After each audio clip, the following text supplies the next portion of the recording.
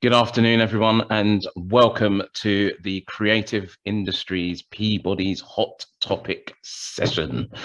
My name's Ian Tate. I'm the Director of Think Events London. We're helping Peabody to host and put this event together for you. I will also be your Master of Ceremonies today. So, watch me. I'm the one to watch because I will be stopping people. The day is packed with some very, very good speakers. We have Nadia, who's from Peabody, who will take us through and we'll talk about Peabody. We have Nikki, Amina, and Adriana. We're all going to be talking about the creative industries. We're all going to hear what's going on, how we can get involved. And also, as we've said before, in many of the hot topics, which I'm sure some of you have been to, that Peabody is a fantastic family to get to know and to be involved with. So please, Nadia is going to talk in a second. Please take down notes. I know there will be information sent out to you later on, but please listen carefully to what Nadia is saying, because there's lots of bits and information that you can pick up from Peabody. Anyway, you don't want to listen to me because you didn't come here to listen to me waffle on. So I'm going to hand you over to Nadia, who is going to give us a quick introduction into Peabody. Yes.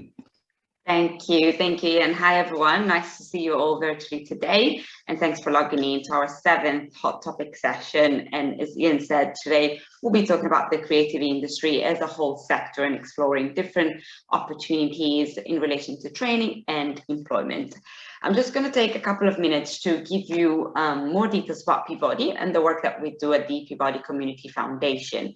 I appreciate this intro is pretty much the same every session, so apologies for those that keep on coming to every session and have to hear me repeat more or less the same things. But for anyone that is new today, Peabody is one of the oldest and largest housing association in London, and we're responsible for over 70,000 homes across London and the Southeast, and we've got over 17,000 care and support customers, as well as over 130,000 residents.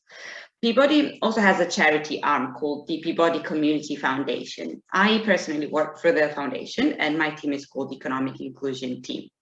So as the name suggests, the Peabody Community Foundation really works with and for our communities of local residents and local customers. And our vision is to help build communities that are healthier, wealthier, and happier. How do we do this? The answer is in various ways, but just to give you some examples of the work that we do, we create and promote free training opportunities for people to learn new skills, upskills, and consequently access better jobs and earn more money. We also have a dedicated team that supports only Peabody residents with employment. So they will match you with employers and apprenticeship opportunities. And then we also have 2 dedicated people that will help people that want to start a business or want to become self-employed. These are just examples of the work that we do. If you want support, if you want to explore something deeper, just let me know, drop me an email. The Peabody Hot Topic sessions obviously are part of our training offer, and what we did is we've identified key topics, important topics, growth sectors, and emerging careers. And through these online free sessions open to anyone, we want to give you some introductory knowledge and information on these sectors, how to access them, what are the qualifications required, what are the career pathways available. That's it. As I said, this is the 7th one. This is a series of 12. We're going to take a break for the Christmas period. And yes, finally, I just want to say thank you massively to our guest speakers of today for giving up their time and supporting us with this. They're going to be sharing some amazing knowledge and tips. And as usual, thanks to Ian and everyone at Think Events for supporting us and facilitating the sessions. Brilliant, excellent. Thank you very much, Nadia. As you can see, there's lots going on in Peabody. All of the information, go to Nadia. It's very, very super helpful. And there's lots that you can pick up and tips and bits you can have from Peabody. Let me just give you a brief overview of what's going to happen today. We have our 3 speakers. We're going to let our 3 speakers share their knowledge with you, and then after that we will take questions and answers. So you can put your questions in the chat if you wish, but I will, if people do want to ask a question, more than happy. I will come round and make sure that everyone gets a chance to say what they need to say. Just put your hand up or whatever inside, and then we'll get the questions over to our guest speakers. So without further ado, I'm going to hand over to Nikki, who is the industry expert in fashion. And I tell you, Nikki has got a CV which is brilliant. You know, he's worked for so many different companies. I'm not going to steal her thunder. I was reading it through and I was like, oh my God, you know. So over to you, Nikki. Hi, everyone. And thank you, Peabody. Thank you, Nadia and your team for inviting me to speak today. The sun is shining, so it's a great day. I'm just going to share my screen with you, if that's okay, because I like to, you know, as creative, we are visual people. So, you know, I like to have everything visually so we can see. Okay, so I'm going to start from here. Yep, can everyone see my screen? Yep, no problem. Fantastic. Okay, so as Ian said, I'm Nikki, and I'm currently working with Fashion Works International. A bit about my background. I'm going to talk about careers in creative, but mostly fashion, because that's my background. That's where, you know, I am, and that's where I've been. That is my journey. And what are the career options, you know, in fashion? So a bit about my background. I've been in the industry for over 25 years now, plus.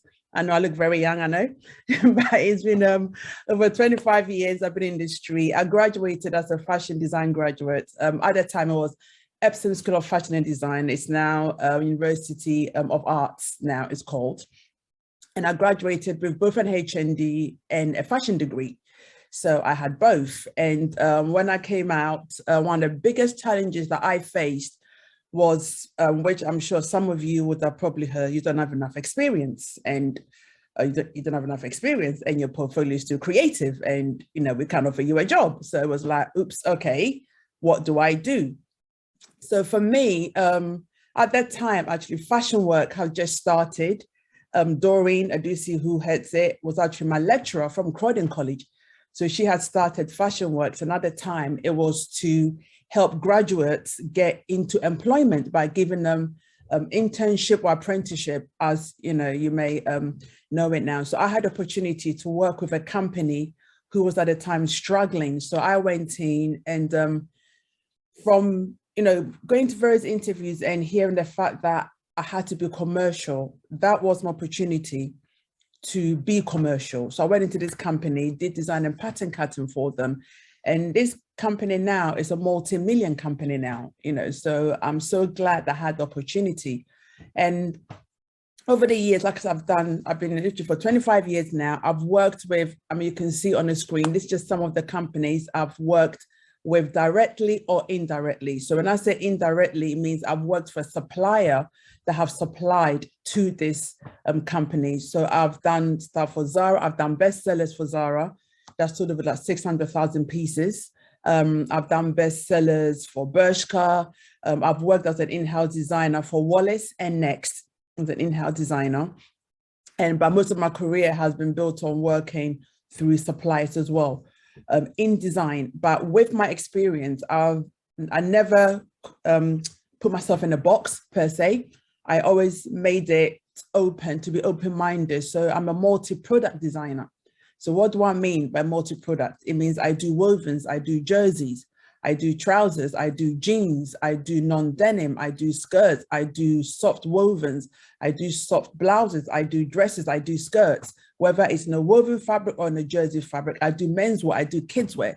So I'm really open. So whenever there's a job going, I don't limit myself. And I've made that very point in my career to do that. I've also done outerwear, you know, which is, you know, quite intricate and detailed. And I've worked with leather. So my career has been really open. And like I said, I've also worked as an in-house designer for Elsa Wakiki, which is one of the leading brands in Turkey. I lived and worked in Turkey for 7 years. Just before COVID, I came back just in time in 2019 before COVID hit. So that was a good, you know, a good move for me. So how do you get into the industry? How, you know, like I said, one of the things that you come up against is you don't have enough experience. But how do you get into the industry? What are the career options in the industry? First of all, I'm just going to quickly go through the various roles, and then I'll go into how you get into it. So in design, you know, with the fashion industry, there's a design section. So what are the design, you know, what are the roles in design? There's fashion designer, there's textiles, footwear, accessories, fashion illustrator, graphic designer, and then you go into fashion consultant, but that is building up over the experience over the years, like what I'm doing now. So as a fashion consultant, I look at various aspects of the industry because of the knowledge and the skills that I have.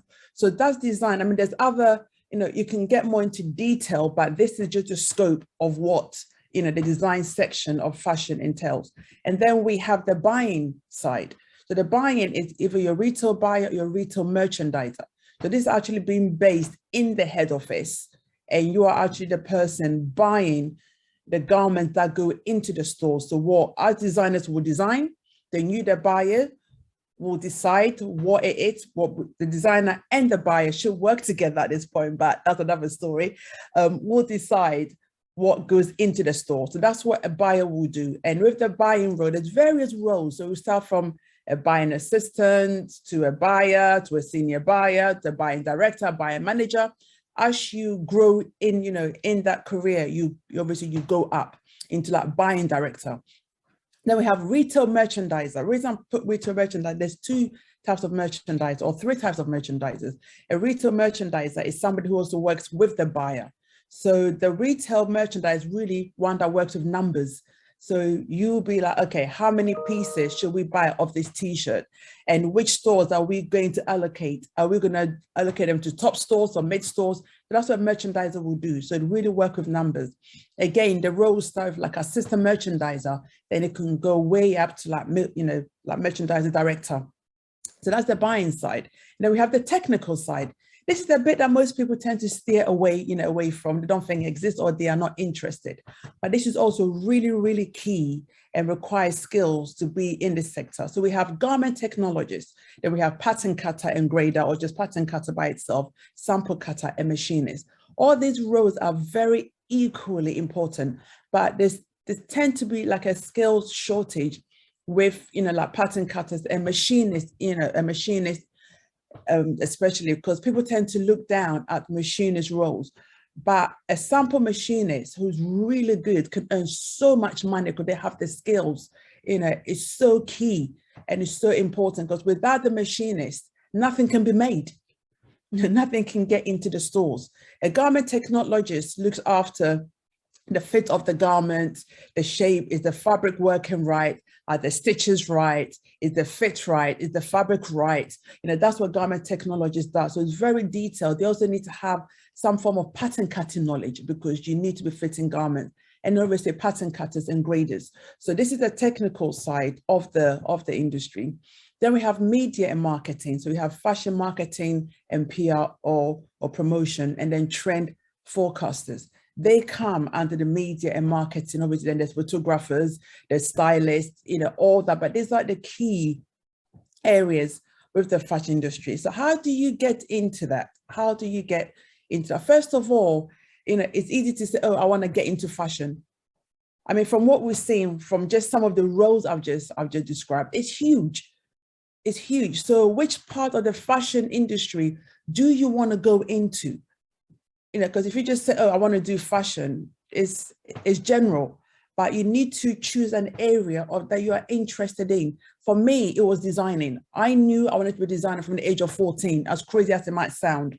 I knew that because I was doing little things when I was little, picking up, trying to make dolly clothes that all of us probably, you know, have done, didn't fit, you know, so I knew I had interest in that. And I've seen that environment around me as well growing up, you know, so I wanted to be a fashion designer, and I knew, and I had, you know, a teacher in school who really encouraged me as well. So I knew, so it was easy for me to know that I wanted to be a designer. So that is the route I took. But which part of the industry do you want to be in? Do you want to do fashion illustration and media? Do you want to be a textile designer, designing prints? Or do you want to go into the retail section, which is buying and merchandising and marketing? So you need to decide where you want to go into. Then you pursue obviously going into education and finding the right courses. So there are loads of colleges around as well who does this, but then you also need to find out, how do I get into, because especially if you're like a school leaver, you can't just jump into going into do a degree. You know, you have to start and work your way up. So for me, I took a really long route because I loved, you know, I really enjoyed studying. So I did, I remember I did at the time, this might be showing my age here, I did a foundation called CPV. I did that in sixth form, like, which was, I think it was it craft CPV? It was like craft something, you know, vocational education. I can't remember how it went, but it doesn't exist now. I think now they've moved down to MVQs now, you know. So I did that in school at sixth form. Then I went to do BTEC first, art and design, and then BTEC national. I had to do the art and design because when I went for my BTEC national interview, I didn't get in. So I thought, okay, I'm not going to waste a year. I'm going to, you know, like progress myself. And it's very competitive. That's the thing. It's really, really competitive. And you need to have a portfolio. So you have to be passionate about this, because for you to even get, you know, your step into getting in a placement in college or uni, that is competitive. I didn't get in the first time. I applied for London College of Fashion. I applied to Croydon College. They both turned me down the first time, but that didn't stop me. So I went on to do the BTEC first, art and design. That gave me more skills and more knowledge. And then I did a portfolio. So I got into Croydon College. So I did BTEC national. Then I went on to Epsom and did HND, a diploma. Then I did my final year degree at Epsom. So I came out with 2 different qualifications in 3 years. So that's it. But I did it in fashion and design. So you need to pick out, okay, what do I want to do? Do I want to do a foundation first? Or what do I need to get into a degree? Because that's the place you want to get to. So you can do a vocational course, you can do short courses, and then you can get onto your Bachelor's of Arts. But you need a portfolio. You've got to build a portfolio that will show, you know, obviously your talent, because when it comes to design and creative, you need to show something. It needs to be visual. So you build up, you know, the portfolio to get into that. So if you do a vocational course and then you make your way up to a degree. So that's the channels. And then how do you find jobs? You know, like I mentioned earlier, one of the things that I came up against was you don't have enough experience. You don't have enough experience. But then if you don't give me the chance, how am I going to get the experience? Somebody needs to give me the chance. But you'll find that there is such a gap between when you leave uni and the industry. In uni, obviously, that's where you are learning. So you are pushed to be as creative at your very best as you can be, for you to think outside the box. That is great. So you do that. But once you finish uni and you come to the real world of working, it's completely different, because everything is about money, it's business. And you know, companies want to sell. That's what they're there for. So anything that is not going to be cost effective, like we do in uni, it's not going to be accepted. So you then have to come back and learn to be commercial. That was the advice I was given. And I took that on board, because that's what helped me to build up my 25 years of career plus that I'm still, you know, working towards. I'm not there yet. I'm still working, yeah, but I had to be commercial. How did I do that? Internship, work experience. Try and get as much of that as you can. Like I said, my break came from, you know, working with Fashion Works at the time to do my internship. I then went on to work with H&M because I was already working in the store. And they had, at the time, they had a buying office on Cleveland Street, just behind Tottenham Court Road. So I was able to do 2 days there with the buying office, with the designer in there, and then the store. So I got experience from that. And with that, I was able to build up a CV that was convincing to say, look, I've had the experience. I've worked with H&M. I've worked at this company through my internship, and I have understanding of the industry. And also my portfolio reflected that, because I created a portfolio that was commercial, that when, you know, people are interviewing me, they can see that, yes, this person understands. So my first job, I started off with doing designing and pattern cutting. So my pattern cutting skills I learned in uni came, because that's where they want to design a pattern cutter. And I was able to do that. So it's very, I advise everybody that if you want to get into the industry, don't steer away from the technical side. Take pattern cutting seriously. Take machining, learning how to sew seriously, because those skills, when you are waiting or looking for a job, you can use those skills and earn money from them as well. as you are pursuing your design or whichever area you want to go into. If you're doing fashion designing and fashion design and technology or fashion design and textile, take those key areas really seriously. It's really, really important. So where do you find jobs? Now, thank God, you know, we have online now, but you can look in places like Drapers. Drapers is very good. I mean, is the history of fashion, I call it. We've been living on Drapers for so long. Everything is online now. Drapers, Fashion Worky, Fashion Jobs, and LinkedIn as well, often obviously post jobs there as well. And then recruitment agencies. I mean, it's good, sign up with recruitment agencies, but don't sign up with too many of them. Be careful not to sign up. Do your research on them, because some of them are just send your CV off without asking. I've had my CVs sent in for the same job from 3 different agencies. One asked me, the other 2 didn't. They just sent it through because they felt I was a very strong candidate for the work. Yes, I got the job, but by the time the other 2 sent my CV, I was already interviewing, and this was the role I went for in Turkey. I was already interviewing, but 2 other companies sent my CV. I didn't even know. The company called me to say, Nikki, we received 2 other CVs from another agencies. I was like, well, I haven't instructed anybody to do that because I'm already interviewing with you. You know, so don't send too many CVs or don't register with too many agencies.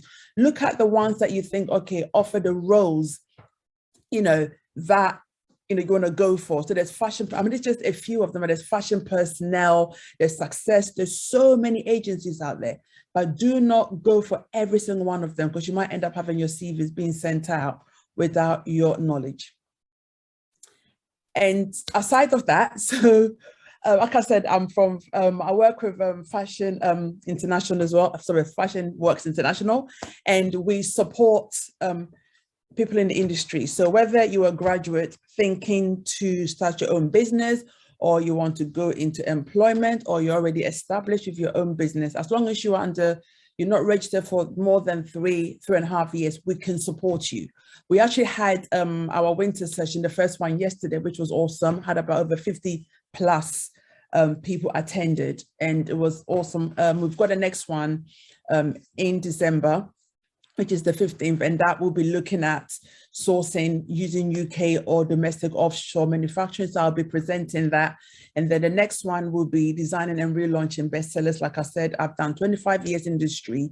I've designed bestsellers for numerous of companies, including Zara, 600,000 pieces, 1 pair of trousers sold for over 2 million euros it turned over. So I do have some knowledge on, you know, what to design and what not to design, thank God. So I'll be doing, again, taking that session and taking you through the process and how you can do that. You know, it's not rocket science, you know, it's very, very basic. So so when you join that program, we'll take you through that. And then the last session we'll be doing, which will also be next year, is working with, or how to access grants and funding.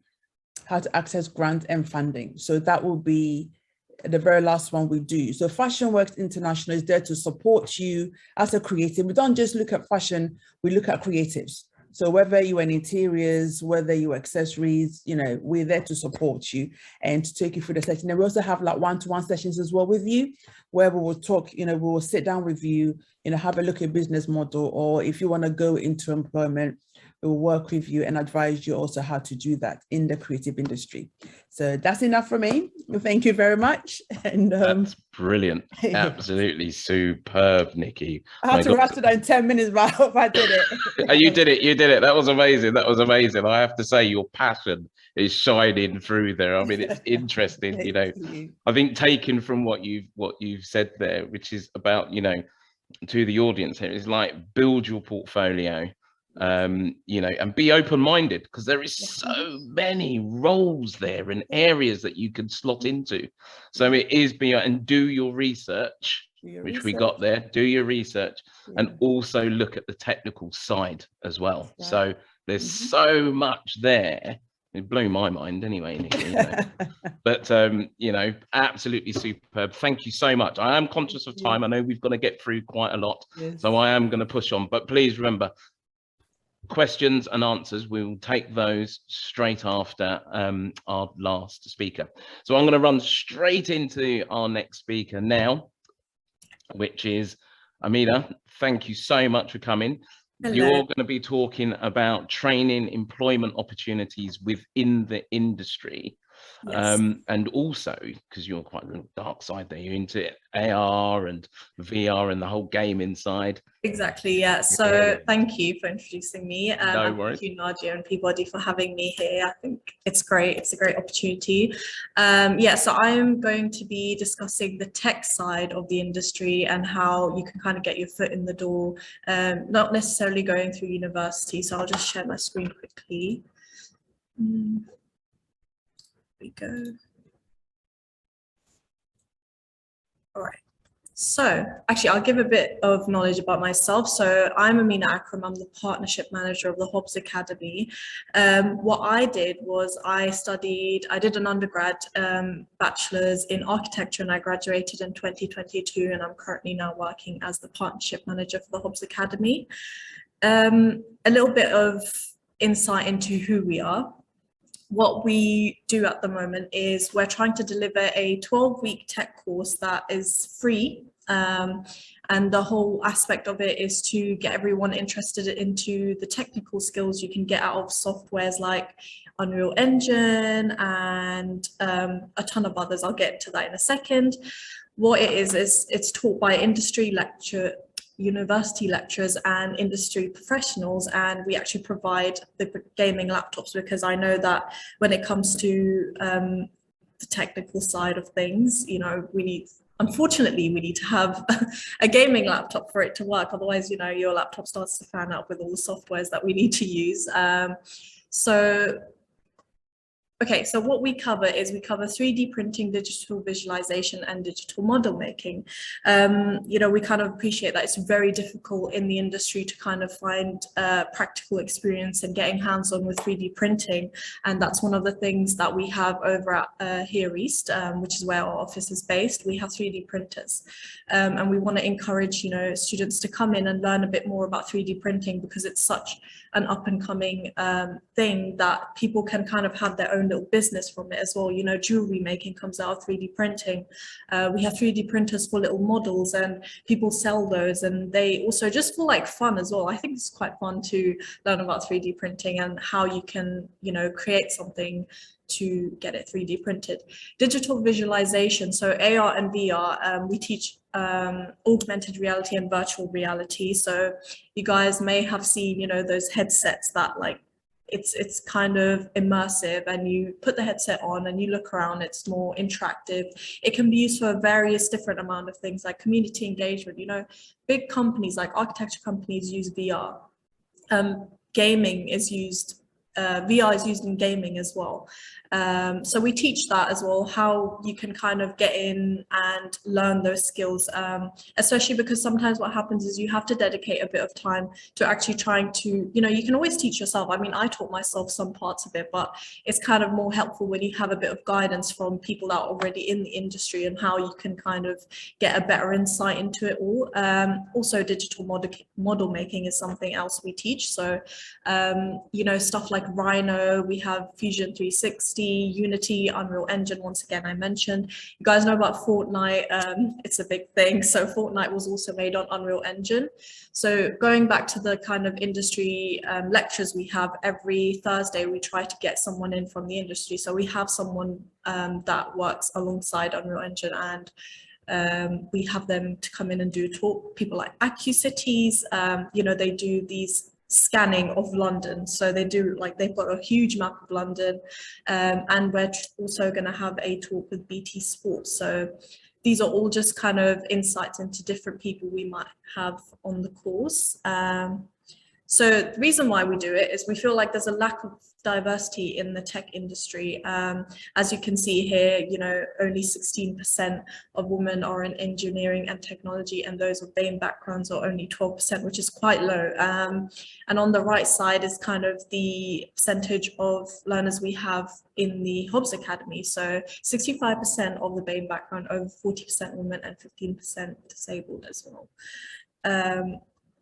So the course is available because we are working alongside the LLDC. The course it's only available to people that are 18 and over. Also 18 and over means 18 and over all the way up until, however, like, you know, we have people that are 50 and on the course, and it's amazing to see how, you know, keen people are to learn about 3D tech, because, you know, it's the future and tech is changing all the time. So we also try to adapt it to the day-to-day basis on what's new and what's, you know, kind of changing. So the 18 plus from Newham, Tower Hamlets, Hackney and Waltham Forest, and the unemployed and underemployed. I'm going to specify what we mean by the underemployed. Underemployed means when you're in an industry that you don't necessarily want to be in and you're kind of just doing it because you need to get by. We also try to like look into candidate individually. So when we get an application, we'll review you based on, you know, why you want to get into 3D tech, and mostly to do with how motivated you are and how inspired you are and how much you want to be on the course and what you feel like is what you're gonna come out with from this, and how you're going to use those 3D skills you get from us and go further with that. So I'm going to show you a few examples about what you could create. So let me see if this plays, and I'll explain what this is. So this is a little snippet created on Unreal Engine. It's basically a building that was put into Unreal Engine, and, you know, you create all these shots and, you know, all these adjustments with lighting and everything like that. So this is an example of that. I'll just let it, you know, finish.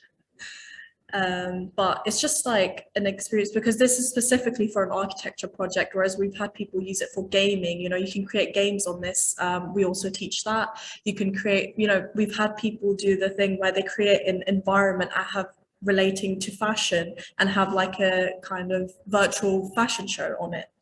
And so these are examples of students that were on the course and created these, and I'll explain what this is. So the top left, we have Miles, who created this structure for his architecture career. So he wants to get into architecture. He was like, I'm going to make a structure so I can use this in my portfolio and show that I've done something in 3D. So I have experience with how to create things for that. So that's Miles. Sarun created this like kind of mesh structure. She's also in architecture. She wanted to kind of understand how she can work with Rhino and work and have fun with it as well.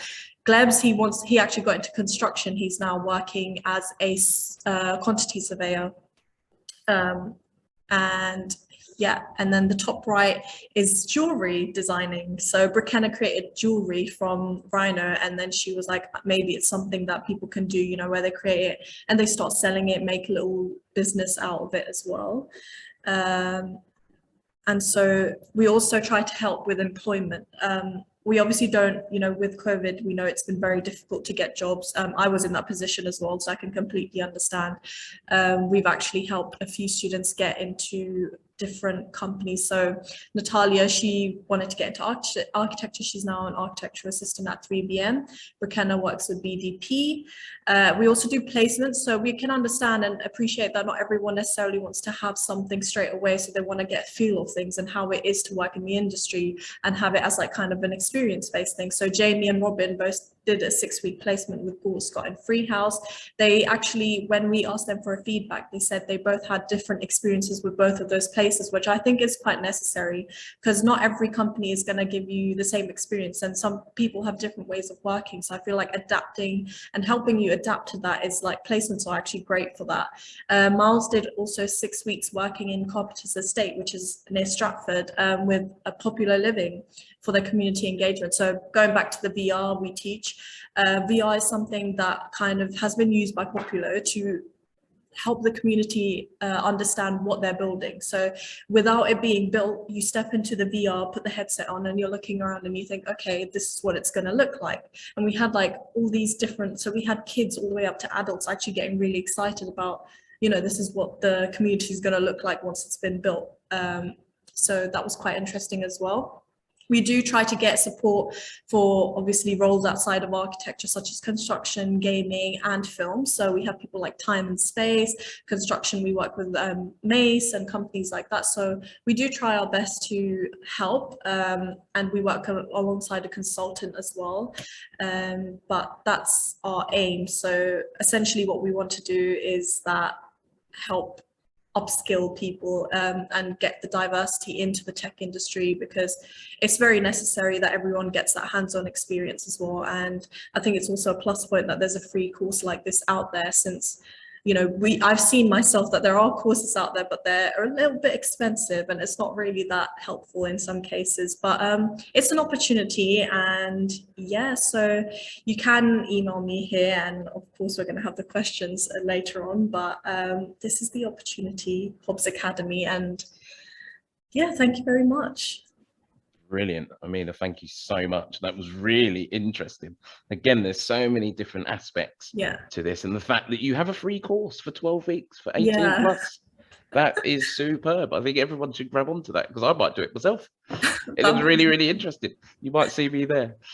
Thank you so much for that. Thank you. We're just gonna go on. We're gonna speak to Adriana now, and Adriana is the head of Thamesmead's culture strategy for Peabody. And I'm really interested in this, Adriana, because I want to know what's going on and have a look at the strategy and stuff. So be really interested. Anyway, over to you. Great, thanks so much. And oh, I've just realised that my background is back to front. Is it back to front?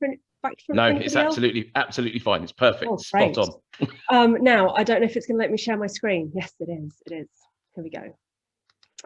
Let's see if this works.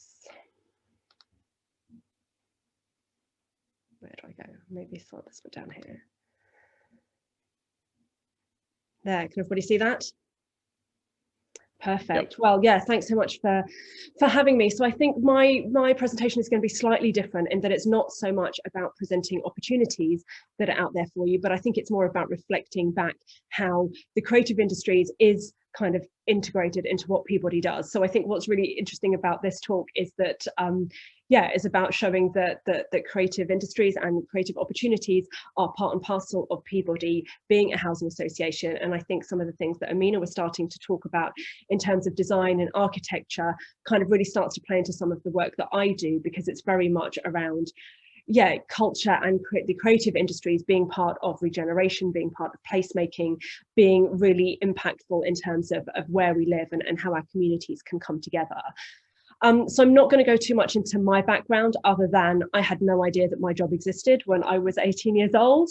I don't think it did kind of exist in the way that it does now. I've got a background in visual art and public art, and that's kind of, how things started for me, but happy to take questions. So this is an image of Thamesmead from a few years ago. I'll talk about this project in a few moments. I'm going to go quite fast because I've got quite a lot of images to come through. So Nadia's already given us a really lovely introduction and into what Peabody is in terms of a housing association. But one of the things that sometimes gets missed is that we were actually established by an American philanthropist called George Peabody.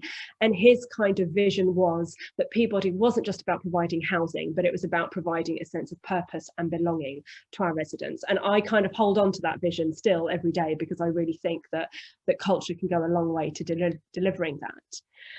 But what I do in the work that Peabody does in Thamesmead is slightly different to, what normal housing associations do, in the fact that we are working in a very large area. So this is an aerial view of Thamesmead.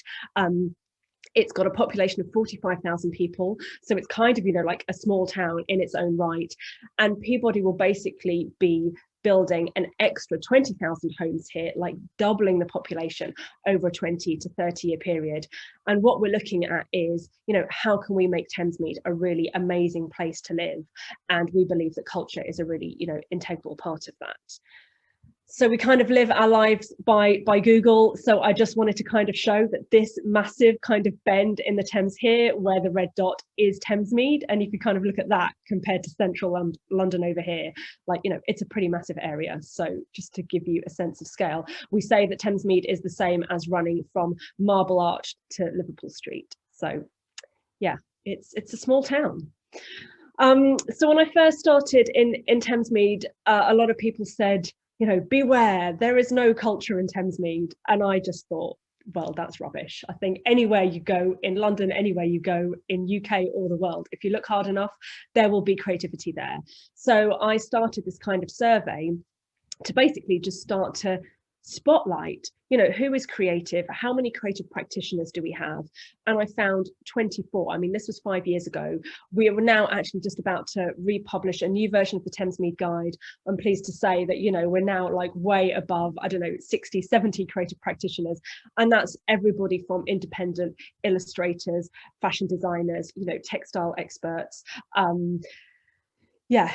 people designing games, and people like working in their bedrooms, as well as those that are, formally renting out creative workspace. So from that survey, we then kind of emerged with this cultural plan for Thamesmead, which is basically with the vision that we're going to make great culture a part of everyday life, and that we've organised our work into 4 different work streams. So the first one is about putting Thamesmead on the map and raising the profile of the area through some quite kind of like large scale and quite quirky projects that I'm going to talk you through. How we support community leadership through our cultural work. How we make Thamesmead beautiful. And one of the most passionate bits that I really want to get right is how do we provide space for culture and homes for artists over the longer term. So I'm just going to talk through a few examples, I guess, just to kind of give you the flavour of what we've been doing over the last 5 years.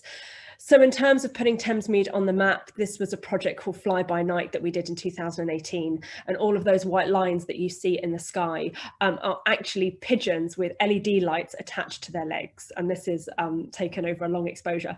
There's 1,500 pigeons that flew kind of in formation over Thamesmead skies to, we ran it for 5 nights. I think we had over 2,500 people come to see this. It was this really beautiful, mesmerising performance.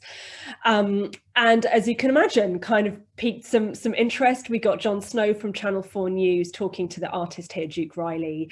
We got some great kind of, like coverage in places like The Guardian, Time Out.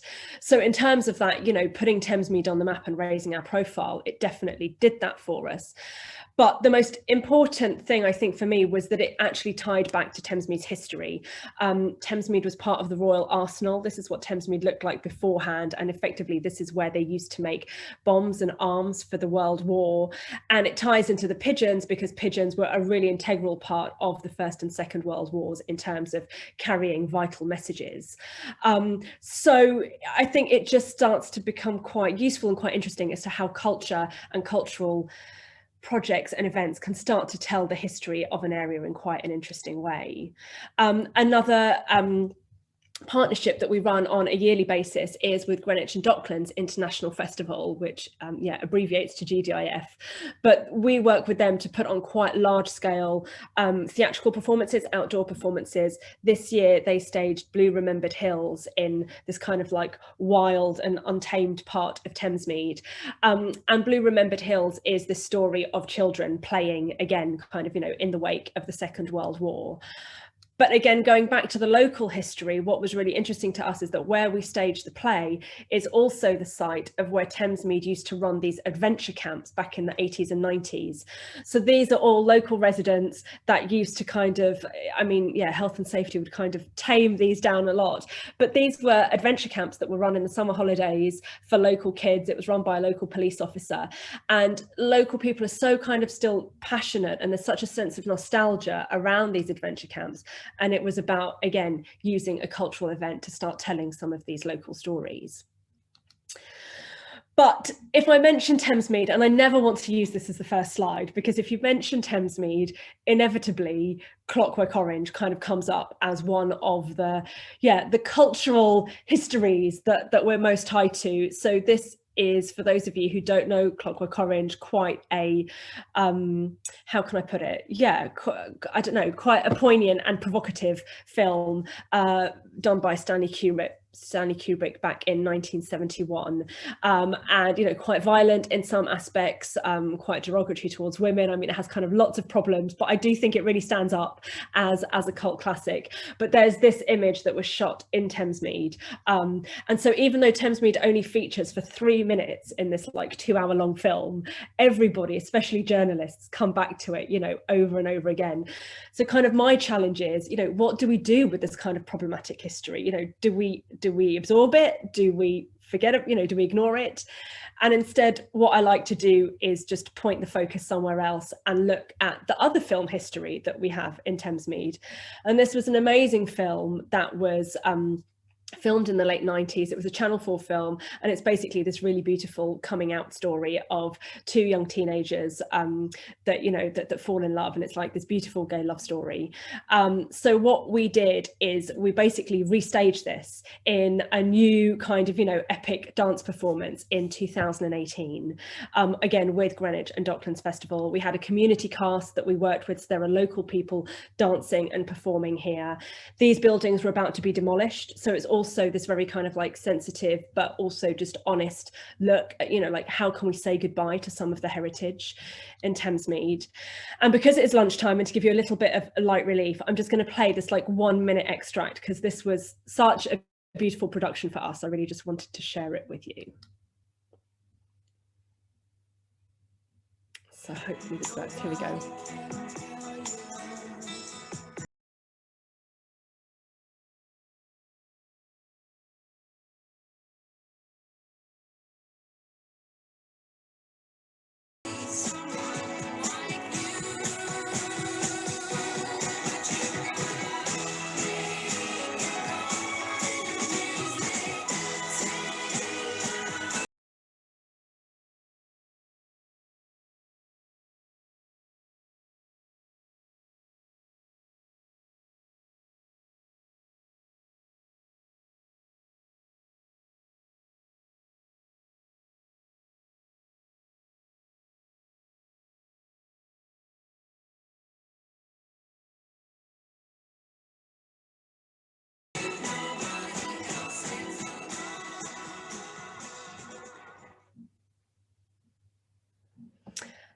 So I'm glad that worked. I hope that worked for all of you.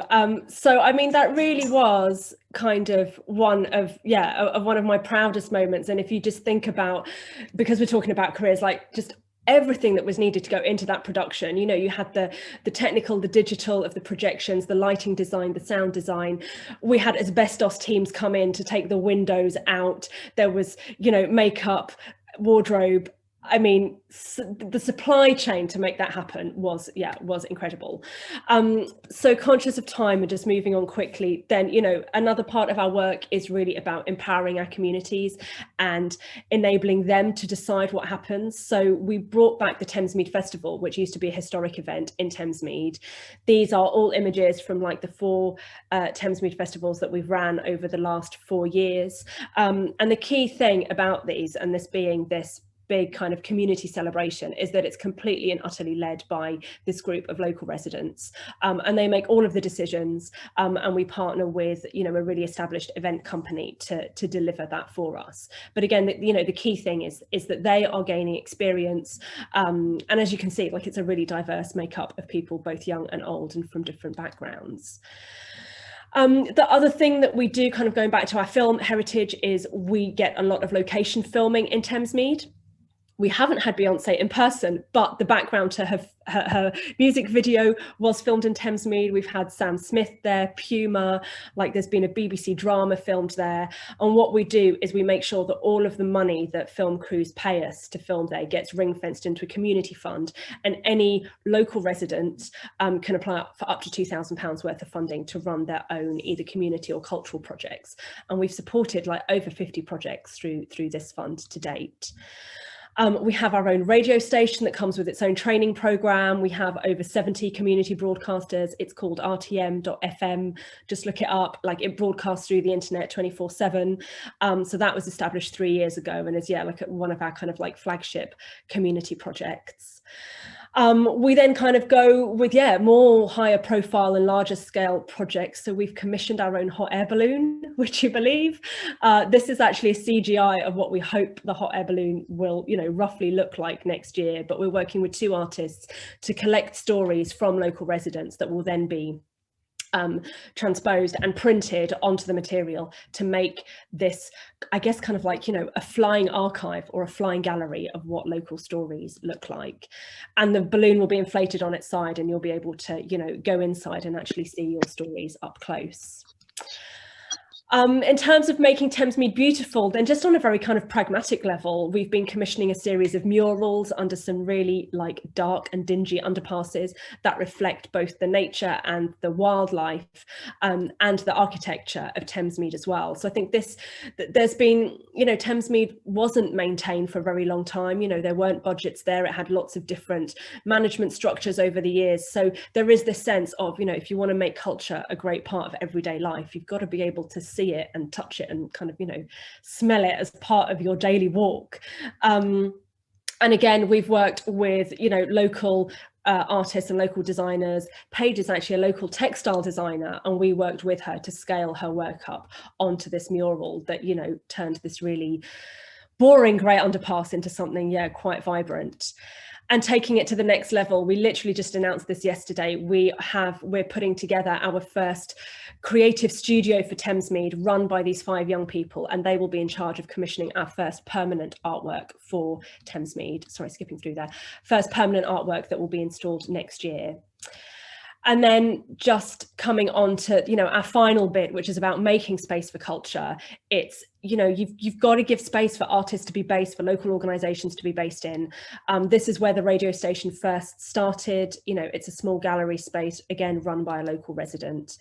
We've kind of put our money where our mouth is, and we, you know, commissioned a cultural infrastructure plan. It's a bit of a mouthful, but it's basically a vision document that says we will create cultural spaces going forward as we develop Thamesmead.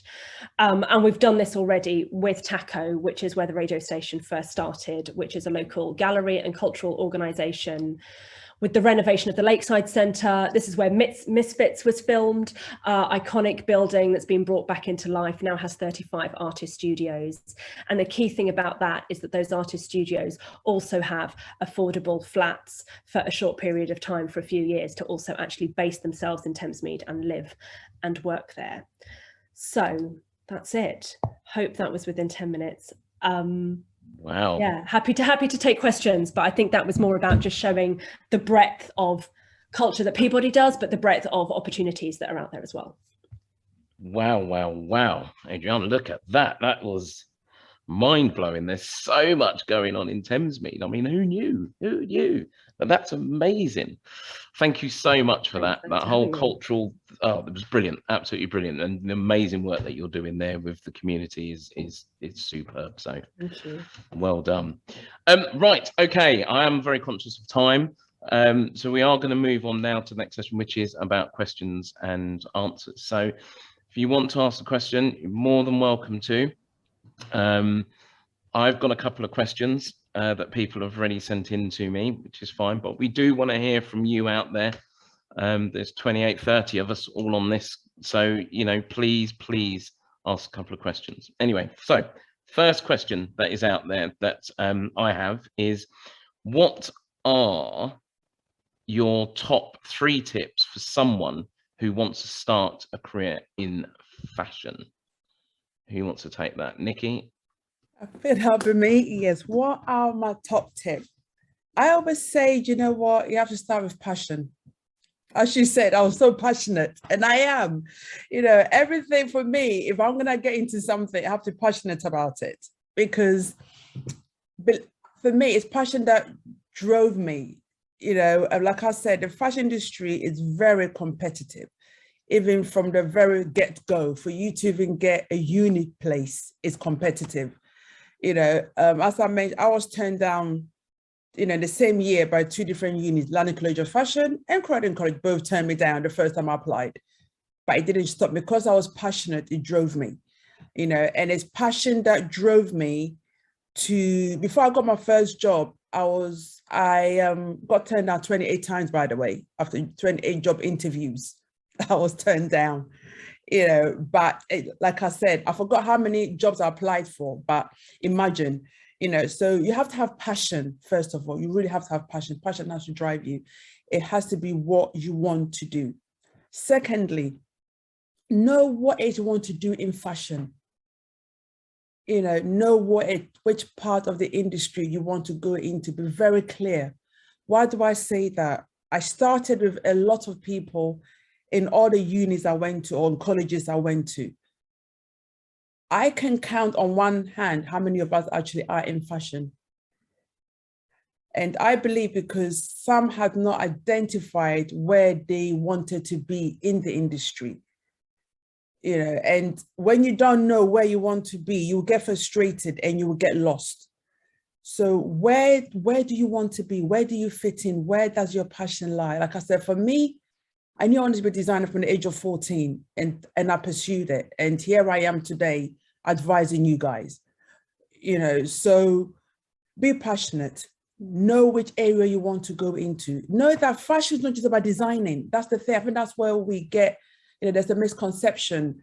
It's not about just designing. Buying is just equally, you know, if you are good with numbers, buying, you know, and if you are not so maybe creative, or you're creative but not so much creative driven, there's buying. Also the technical side, you know, the pattern cutter side, that is also creative.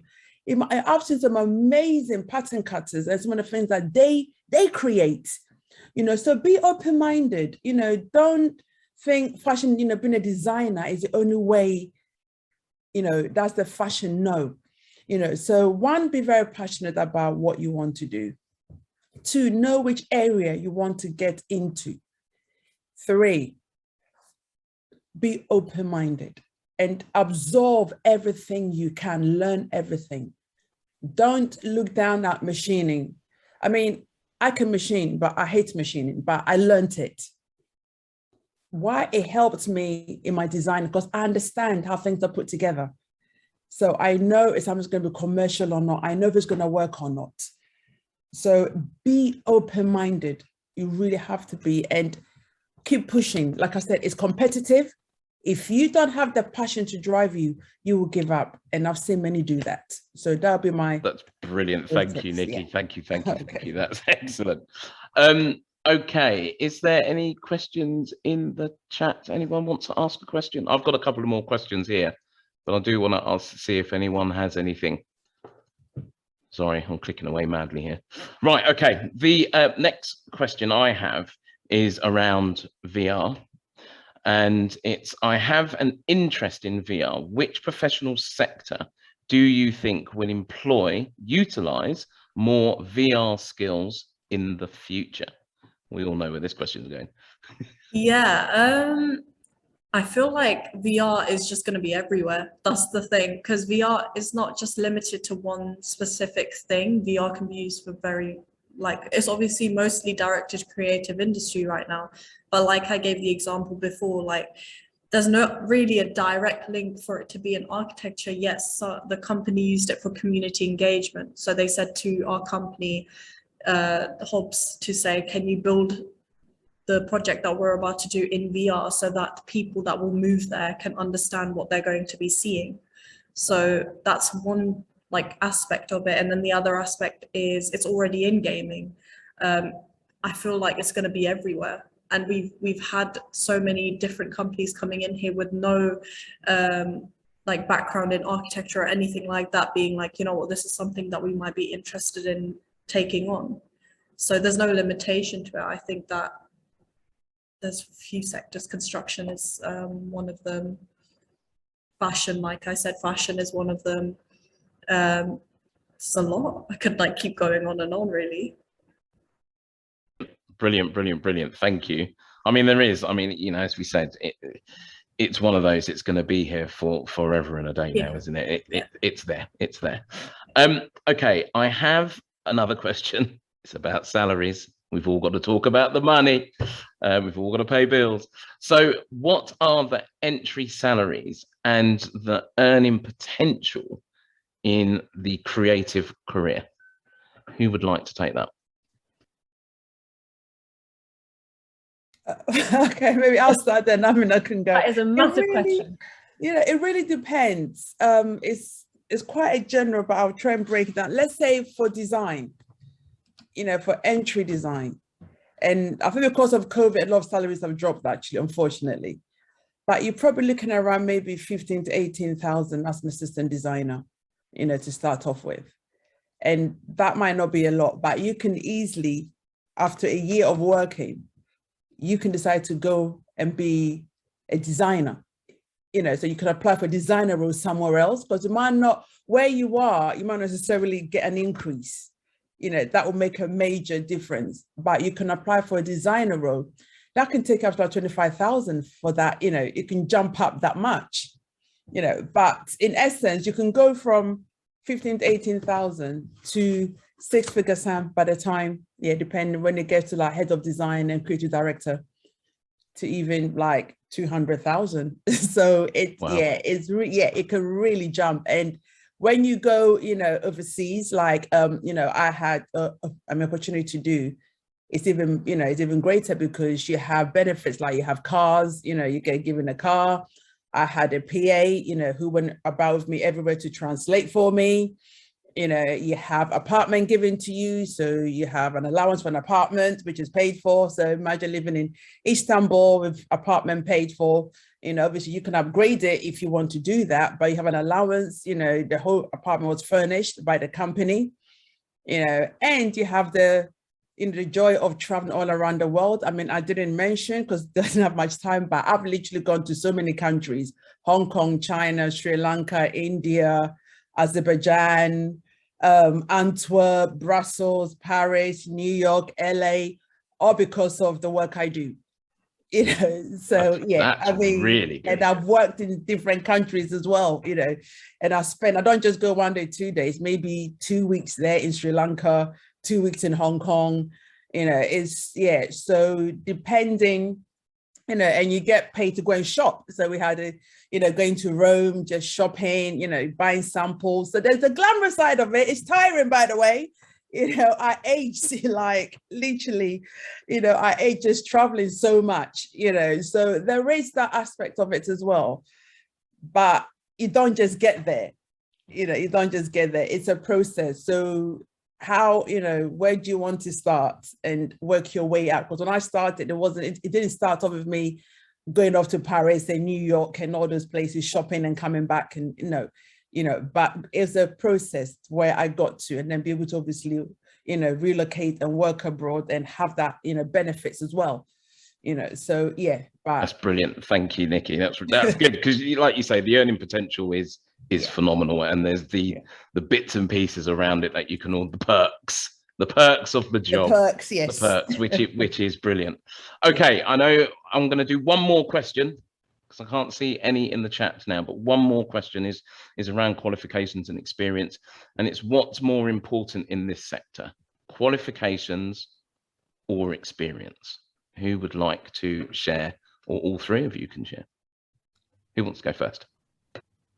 I'll let the others go first this time. I haven't said much.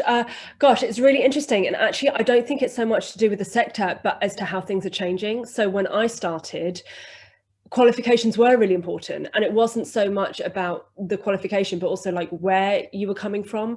So I specifically went and got, I did a BA, then I took a few years out, I did an internship, I got some experience, and then I went back to do a master's. But I was very conscious it was important, like where I got that master's from, not so much like the master's itself. So I just did a 1-year master's course, and then I used that to kind of network and get contacts. So I'd actually say that now it's more about contacts and experience. And contacts we haven't talked really about. And I think it's when you get experience to meet new people and to then find out more and then to open more doors.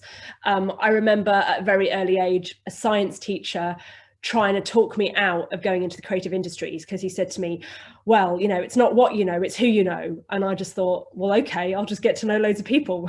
And I think that still really stands true, you know. So yes, the experience is there, but more so, I think what you need to get from the experience is meeting the people. I don't know if that's Brilliant. Amina, do you want to step in there?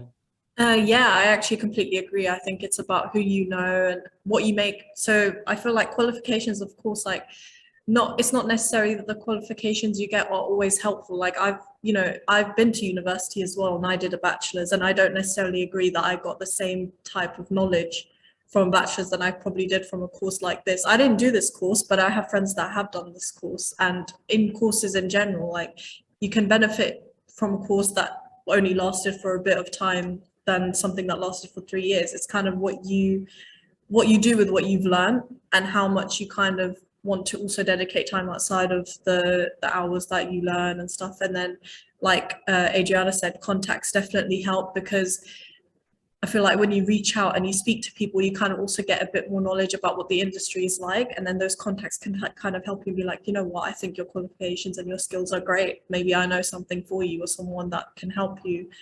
So yeah, I agree as well. I think that it's contacts and skills in general. Like, doesn't necessarily have to be qualifications. Brilliant, excellent. Thank you so much. I'm going to start wrapping this up now because we are running over time. So thank you all very much. Big round of applause to our speakers. Thank you, thank you, thank you. It's really, really interesting. I know all of this has been recorded, so it will go on the Peabody's website. Nadia will be sending information out to you all, but I'm going to hand over to Nadia because she's going to do the nice little wash up bit. But thank you all so much, and I will see you at the next Peabody session. But Nadia, over to you very quickly. Thank you. And yes, speaking of the next one, as I said, we're going to take a Christmas break, but the next session is on the 12th of January 2022 at 12 p.m. We'll be talking about the human health sector. That's it, really. Thank you so much. This has been great. Super interesting. Thanks to all the guest speakers. Thanks to everyone attending, and we'll see you next time. Brilliant. Take care all. Take care. Bye-bye. Bye.